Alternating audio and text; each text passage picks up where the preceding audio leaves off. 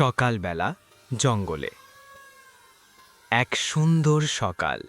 জঙ্গলের সব প্রাণী সকলে মাঠে মজা করছে। মোটু লাফ দিয়ে বলে, আজ আমরা নতুন অ্যাডভেঞ্চার করব। চট্ট তার নরম লেজ দুলিয়ে বলে, কি অ্যাডভেঞ্চার?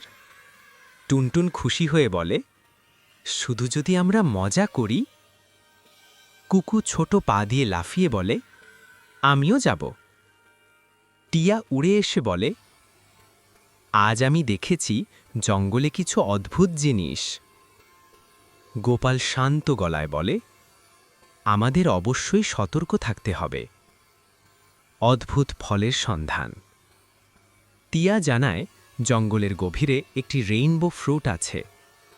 ফলটি খেলে প্রাণী বিশেষ রঙই হয়ে যায় এবং ক্ষমতা দেয়, যেমন দ্রুত দৌড়নো বা বড় লাফানো। মোটু চিৎকার করে বলে, আমরা সবাই এটি খুঁজে বের করব। চট্ট সতর্কভাবে বলে, ধৈর্য সহ খুঁজতে হবে, একসাথে। গোপাল শান্তি বজায় রেখে বলে, এটা আমাদের জন্য শেখার অভিজ্ঞতাও হবে। নতুন চরিত্রের আগমন। ঝোপ থেকে বের হয় পাফি, এক ছোট্ট সাদা কাঠবেড়ালি, লম্বা লেজ, চঞ্চল হাসি। পাফি বলে, আমি জানি কোথায় রেইনবো ফল আছে। টুনটুন অবাক হয়ে বলে, একেবারে, তাহলে চল। পথ চলা। সকলেই একসাথে এগোতে থাকে। মোটু লাফে লাফে সামনের দিকে এগোয়। চট্ট চারপাশ পর্যবেক্ষণ করে। টুনটুন সাহায্য করতে প্রস্তুত। কুকু ছোট ছোট পদক্ষেপে এগোয়। গোপাল ধীরে ধীরে নেতৃত্ব দেয়। টিয়া আকাশ থেকে পথ দেখায়। পাফি ঝোপঝোপ করে ফলের দিকে নির্দেশ করে। হঠাৎ একটি ছোট্ট ঝর্ণা দেখতে পায় সবাই। এখানেই কি? মোটু বলে। রহস্য উন্মোচন। ঝর্ণার পাশে একটি রঙিন ফল ঝুলছে। চট্ট সতর্কভাবে বলে, দেখে নি আগে।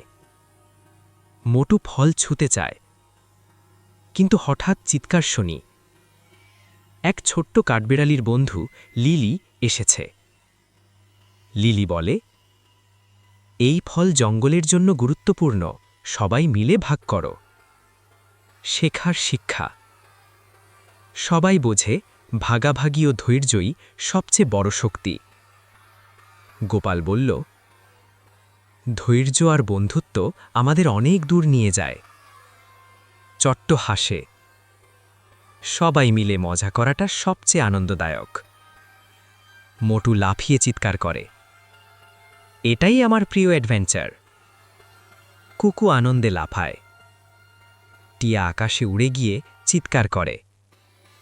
সবার সঙ্গে মজা করলে জীবন সুন্দর। সকলেই ফল খায়, নতুন শক্তি পায়, কিন্তু সবাই হাসি খুশি থাকে। গোপাল ধীরে ধীরে বলল, এখন আমরা আরও শক্তিশালী, কারণ আমরা একসাথে। সবাই একসাথে বলে, বন্ধুত্বই আসল জাদু। জঙ্গল।